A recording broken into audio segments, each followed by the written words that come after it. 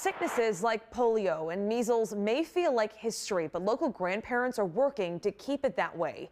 Noel Williams has the 19 Health Alert. I have trouble believing what's happening.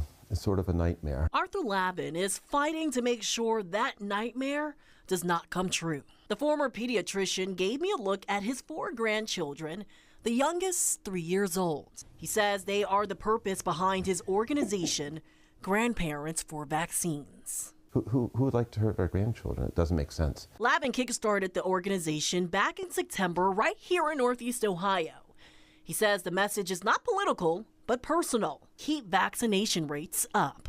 This comes at a vital time as 3 children in Cuyahoga County have contracted measles this year. We're afraid that more will die.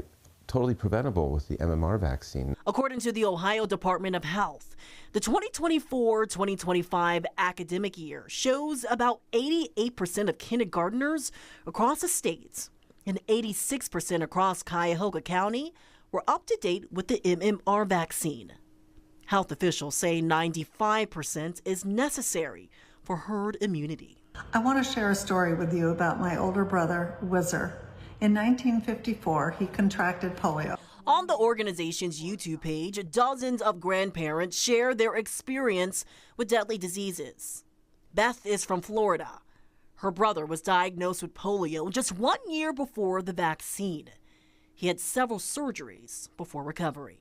His leg was withered from all the surgeries. Lavin is hopeful videos like these serve as a reminder for the need of vaccines, so the younger generation does not have a similar story.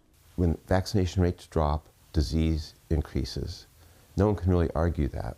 In Cuyahoga County, Noel Williams, 19 News.